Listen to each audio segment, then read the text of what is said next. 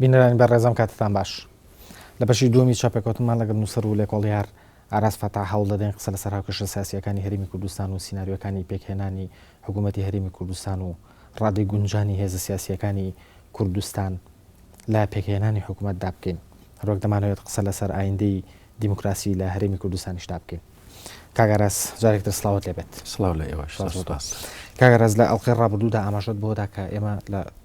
قۆناغی گواستنەوەدا نین وەکو لە پرۆسێکی دیموکراسی داین. ئەگەر لە قۆناغی گواستنەوەدا نەبین کەواتە ئایندەی دیموکراسی لە کوردستانە چۆنە بینیت؟ ئەم ئایندەیە بەرەو کوێ ئەڕات؟ ئەمانگەێنێتە کوێ؟ من کاتێکە ئاماژەم بەوە کرد ئێمە لە پرۆسەیەکی سیاسی زۆر ئالۆز داین. لە پرۆسەی سیاسی دیارە لە پرۆسی سیاسیدا لە کوردستان لە وڵاتی ئێمەدا شەڕی دیموکراسیەت هەیە و ئێمە گرفتی دیموکراسیەتمان هەیە، گرفتی حکمڕانیمان هەیە، گرفتی فەرمانڕاوایەتیمان هەیە، گرفتی دابەشکردنی دەسەڵاتمان هەیە، گرفتی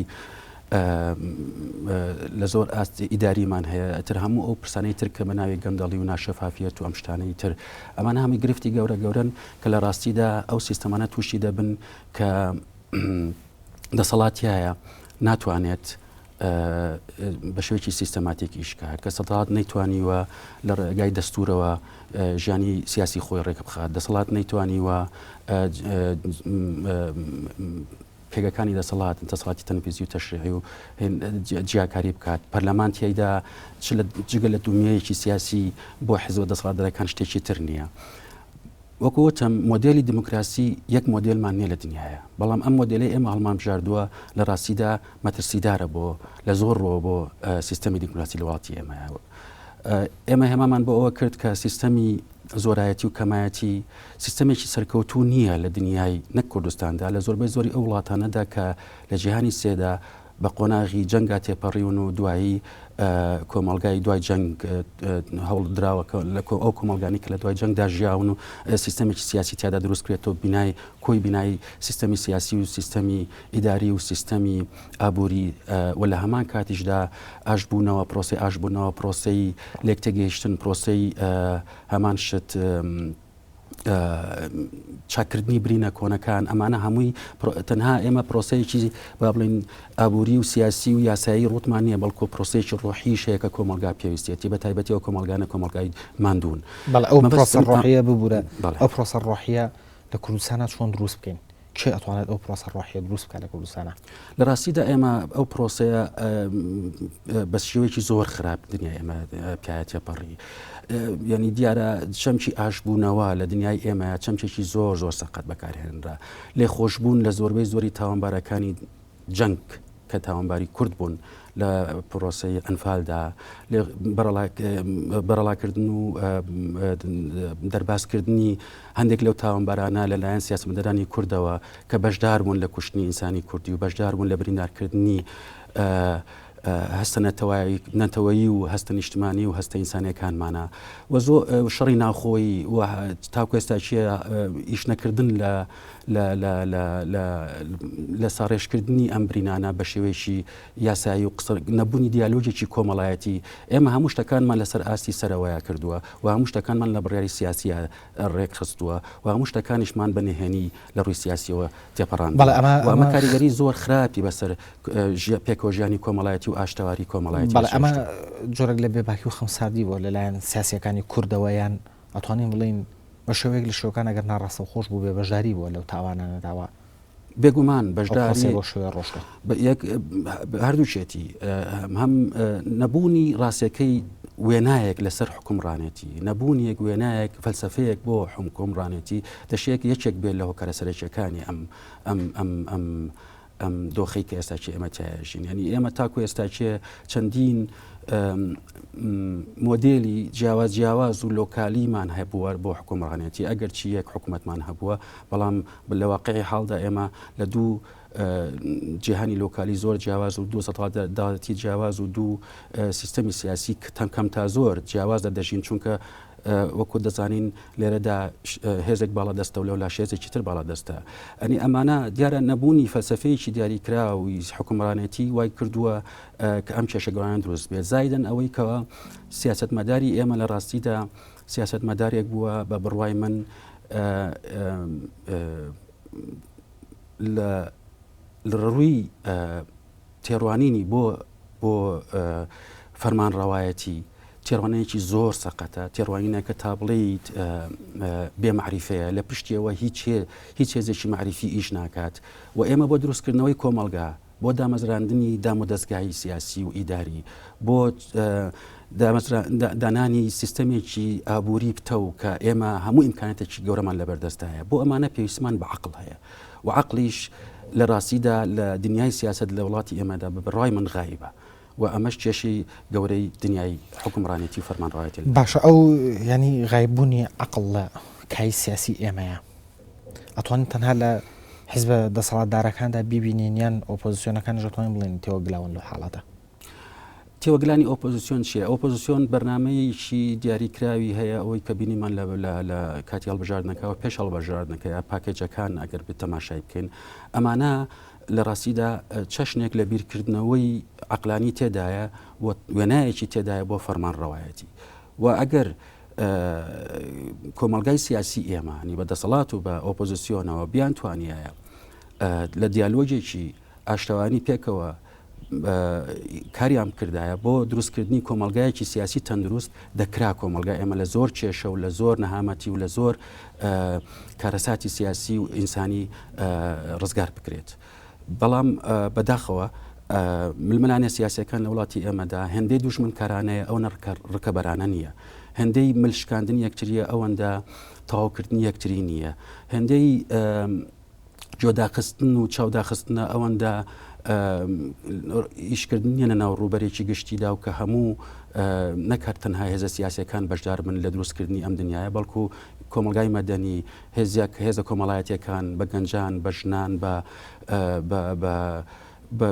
کەمەندامان، هەموو ئەوانە بەشدار بن لە پرۆسی سیاسی لە وڵاتی ئێمە. بمانەوە نەمانێت پرۆسی سیاسی لەم جۆرە وڵاتانەدا زۆر گرنگە خەڵک تایە بەشدار بێت، زۆر گرنگە خەڵک هەست بکات کە بەشدارە لە دروستکردنی دنیای سیاسی و دنیای داهاتووی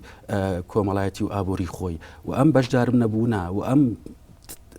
با بڵێن تەرەخستنی خەڵک و تەنانەت ئۆپۆزیسیۆنیش لە پرۆسی سیاسیدا، لە پرۆسی بڕیارداری سیاسی و دروستکردنەوەی وڵات کەرەساتی گەورەی بەدوام لە داهاتووشدا دەسەتەکە مامەهەمان. بەڵێ ئەمەوە بگەڕێمەوە سەر مەسەلەی نەبوونی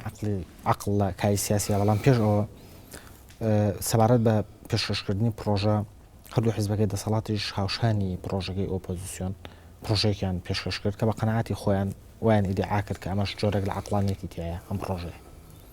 یعنی ئایا ئەمە مانگەێنێتەوە قەنەعاتی کە بڵین جیاوازی لە نێوان مۆدێلەکانە هەیە یان نەخێر نەبوونی عەقڵ لە کای سیاسیە بۆ شێوەیە کە جەنابە باسی کرد؟ لە ڕاستیدا ئەمانە میتۆدێکە بۆی هیچ نەکرێت لە دنیای ئێمەیە. لە کاتێکە کە ئێمە ئۆپۆزیسیۆنێکمان هەبێت چالاک بێت و بیر بکاتەوە و پشتی هەندێک پرۆژەی پێشکەش کردووە، ئەتر پێویستە کات لایەنی تریش هەمان شێت هەوڵ بدات بۆ ئەوەی کەوا ئیشەکانی ئەوان و پرۆژەکانی ئەوان و بیرکردنەوەکانی ئەوان بۆ نەخشەی سیاسی و دیزایانی سیاسی لە وڵاتی ئێمەدا بێهودە و بێمانە بکات، ئەڵێ منیشەمە من پێشتۆ کەوتم. ئەمە هەمان شەڕی شەفافیەتە، ینی تۆ لە ڕاستیدا لە دنیای ئێمەدا ئەوەنی سیاست لە وێنای جەنگەوە نزیکە، لە وێنای سیاستکردنی تەندروستە و نزیک نییە. مەبەستم لە جەنگ چییە؟ زۆر میتۆدەکانی جەنگ لە دنیای سیاستە لە وڵاتی ئێمە بەجێ هەڵڕێت جێبەجێ دەکرێت. یەکێک لە میتۆدەکان بریت تاوەکو ماوەی پێشوو جەنگ فۆرمی سیاستکردن لە دنیای ئێمەیە هێندەی لە شەڕی پارتیزانی دەچوو، لە شەڕی سەنگەر نەدەچوو. واتە تۆ بەردەوام خەریکی پەلاماردانیت و بەردەوام خەریکی ڕەخنەگرتنی، بەردەوام خەریکی، بەڵام لە هەمان کاتیشە پاشەک شێ دەکەیت چونکە ئازانی ناتوانانی بەشدار بێت. یعنی سیستەمێک تەیە خۆی هین کردووە، قاوق داوە بە دەستگای پۆلیس و بە دەستگای پێشمەرگە و بە دەستگای ئاسایش و بە هەموو دەستگاکانی ترەوە و ڕێگە نادا بە هیچ شێک تۆ بچیتە نایەوە. لەبەرەوە شەڕی پارتیزانی دەگەڵا دەکەیت، هەوڵە دەدەیت بە شێو لە شێوەکان ماندووی بکەیت، جوێ لێرە بگرێت، بزانێت کە تۆ هەیت ئەم شڕانەی شەقام هەمان شێت بەشێک بن لەو پرۆسەیە. بەڵام لە ئێستادا ئەوە ماوەی چەند دەشێت چەند لە دوای حەڤەی شوباتەوە بە تایبەتی ئێمە وتاری دەسەڵات لە لای ئێمە لە ڕاستیدا کۆمەڵێک گۆڕانکاری استراتیژی بەسەر هاتووە. گۆڕانکاری استراتیژیە تێگەیشتن لەوەی کەوا ئەبێت ئێمە شەڕی گوتارەکان بکەین واتە شەڕی مەوقعیەکەن ئێستا چێ تۆ پرۆژە پێشکەش بکە ئەوانش پرۆژە پێشکەشەکەن یعنی وتارەکانی تۆ داگیرەکەن کاتە لێرە جیاوازی لە پراکتیکەکە ئاەکە دەسەڵات لە قۆناغێکا کە لە دەسەڵات هەیە و هەموو جونگە ئەساسیەکانی وڵاتەکەی بەدەستەوەیە لە کاتێکا پرۆژەی هەیە پراکتیکی ناگا بەڵام ئۆپۆزیسیۆنێک کە هیچی بەدەستەوە نیە پرۆژێکی هەیە و ناتوانێت پراکتیکی بکە جیاوازەکە کە دەسە پراکتیک بە قەناعەتی تۆ جیاوازەکە مەسلەکە پراکتیک نییە ڕای من ئەگەر لە پزارەکەت باشتە گەیشت بێتم ئەوەی کەەوە چێ پراکتیک ئەوان پراکتیک بەڵێ ینی ئایا حیزبەکانی دەسەڵات لە کاتێکدا کە پرۆژەشیان هەیە بەڵام پراکتیکی ناکەن جیاوازەکان لەگەڵ بەڵێ نەبوونی ئیرادەیەکی سیاسیە بۆ پێکەنانی کۆمەلگایەکی سیاسی تەندروست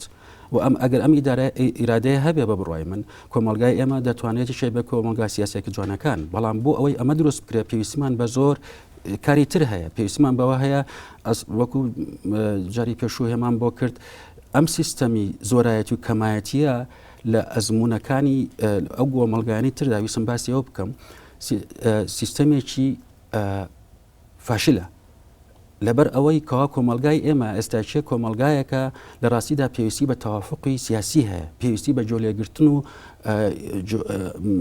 ئالۆگۆڕی سیاسی و قوبولکردنی یەکتری هەیە پێویستی بەوە هەیە هێزە سیاسیەکان لە ڕاستیدا بە لەسەر ئاسی تەوافق چونکە کۆمەلگاکەمان بە چەشنێ پارچە پارچە بەڵێ بوو تۆمە بەس لە ئەزمونونەکانی ناو کۆمەلگای کوردی بوو کە لە ڕابردووە ئەم ئیشکردنە لەسەر زۆرایەتی و کەمایەتی فاشل بووە یان لە ئەزمونە دیموکراسیەکانی ترا لەو کۆمەلگایانە کە بە قۆناغی چەند گاتێتە پڕن لە ڕاستیدا نزیکەی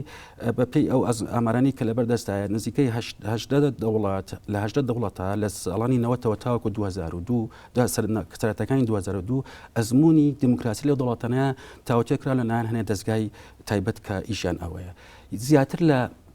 سیانزیان سەرکەوتنی بەدەست نێهێناوە بەشێکی پەیوەندی بەم پرۆسەیەوە هەیە پەیوەندی بەوە هەیە کە تۆ هێزێکی سیاسیت بۆ دروستە بێت لەسەر ئاسی زۆرایەتی و کەمایەتی ئیشەکات لەبەرەوەی بەردەوام زۆرینە دروست ئەکات ڕێگە نادات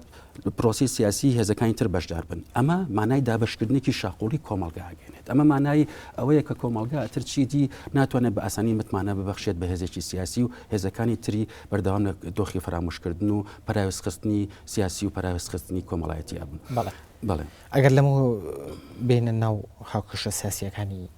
داهاتوی هەرێمی کوردستانەوە هەڵبژاردنێک کراوە ئەنجامەکانی ئاشکرا کراوە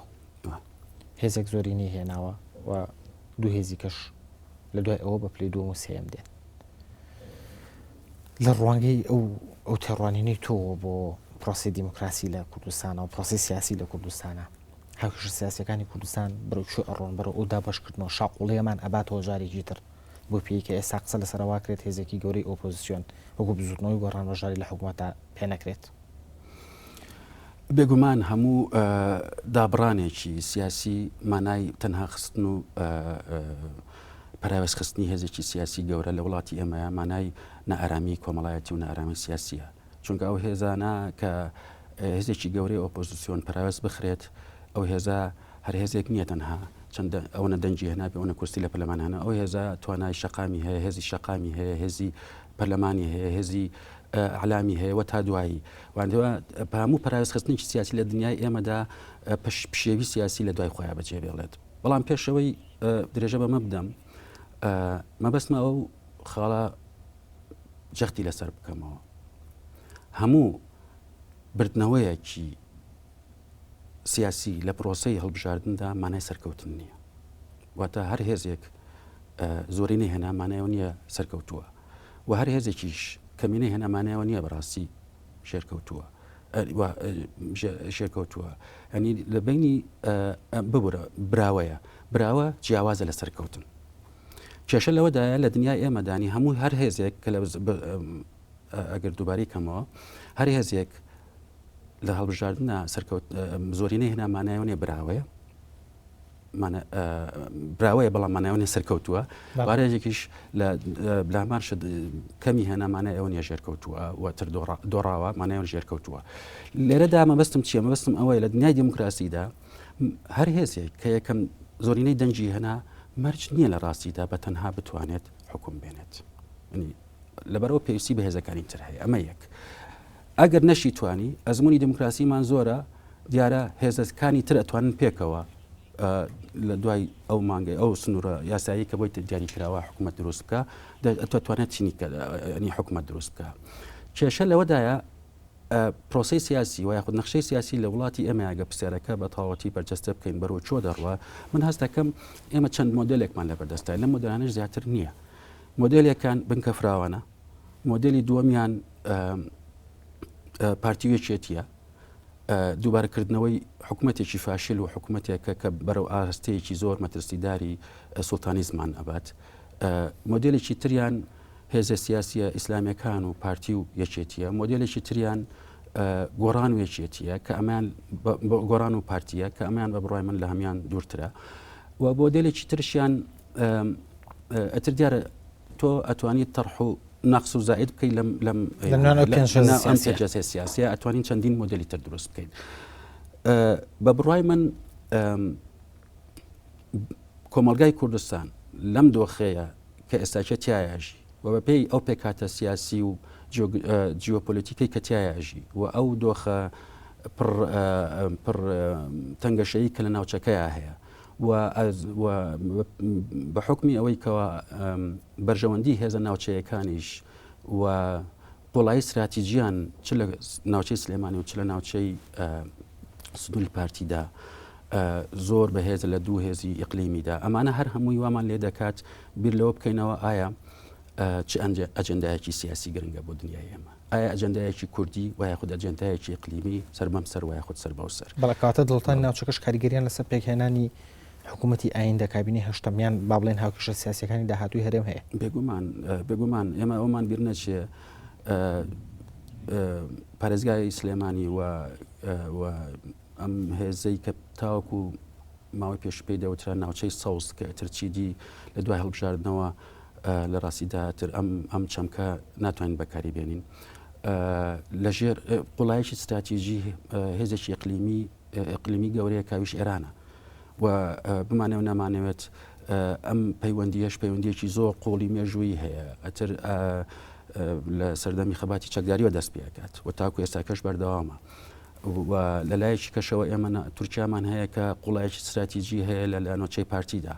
و ئەجەندای تایبەتی خۆ هەیە چ لەگەڵ پارتیا و چ لەگەڵ سونەکانە بەرامبەر بە شیعەکانی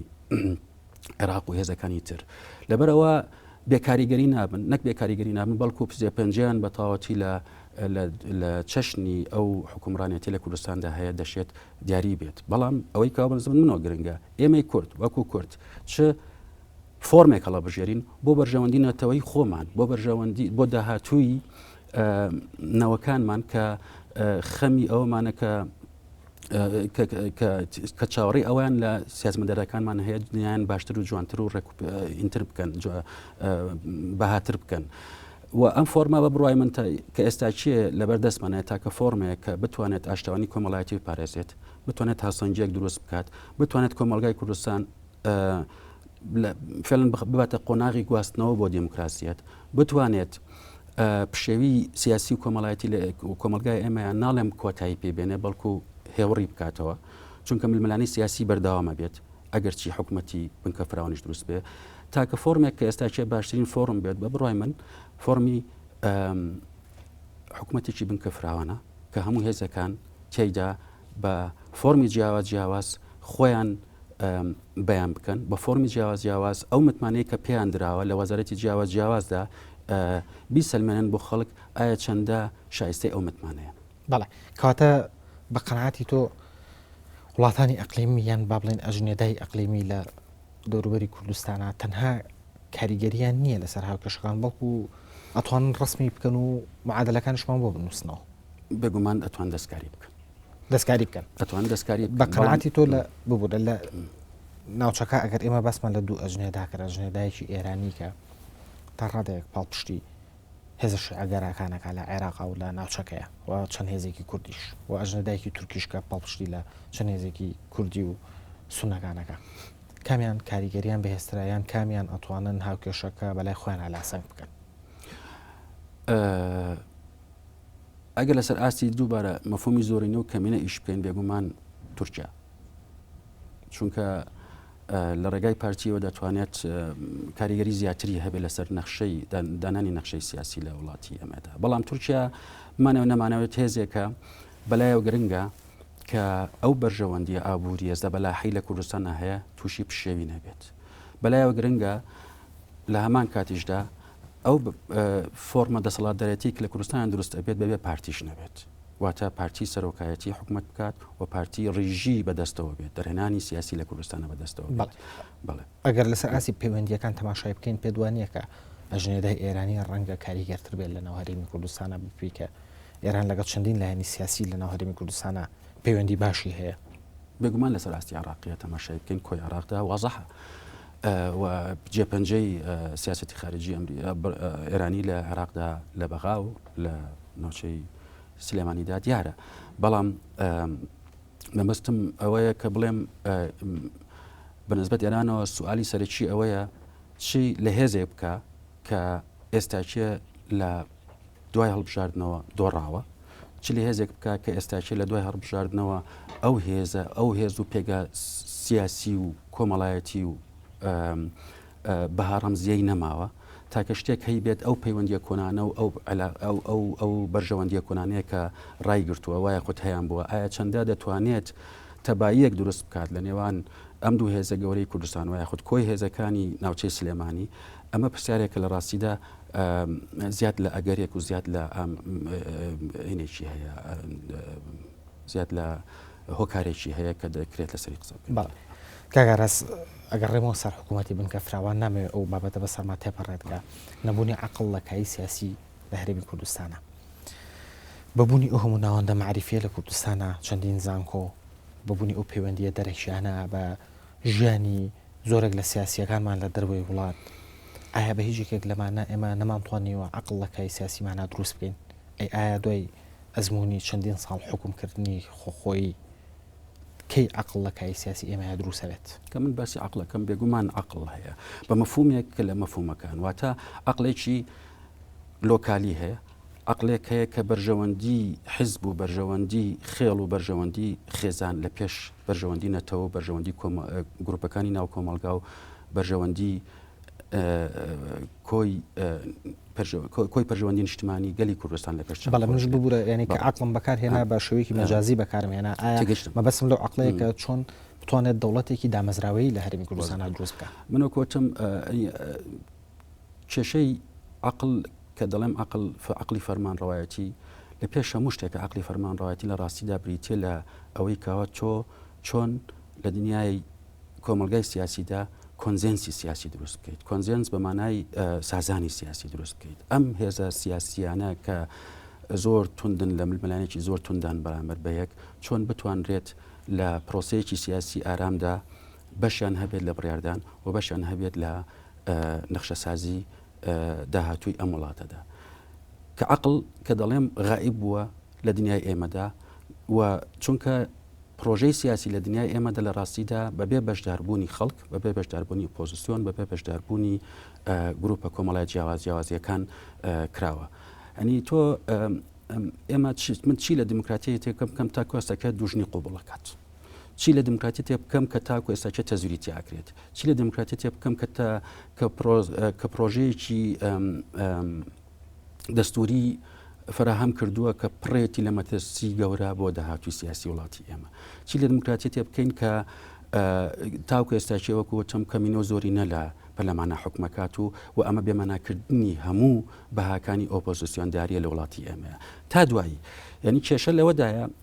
عەقڵی سیاسی لە دنیای ئێمەیە عەقڵێکە کە یەک خەمی سیاسی هەیە، ئەویش ئەوەیە بنج بەسکردنی پێگاکانی دەسەڵاتی خۆی و پاراستنی بەرژەوەندی ئابوورەکانی خۆی و لە هەمان کاتیشدا گەورەکردنی تەماحە سیاسی و ئیقلیمەکانیشی خۆی. بەڵێ کاگەڕاستەکە بوونی ئەو توندڕەویە و غیابی عەقڵ لە کای سیاسی ئێمەیە، پێکهێنانی حکوومەتێکی بنکە فراوان تا چەند ئەگەریکی بەهێزە، تا چەند ئەکرێت ئەو حکوومەتە پێک بێتەوە هێزانە بتوانن بێکەوە ئەو سازانە دروست بکەن و بێ کۆ بژین وەڵام ناوڕێکی کوردوەرێکدین دوای ناوڕە وەڵام بەرەوە بەڕێزان پاژن ناوڕە ئەگەڕێنەوە لاتەن.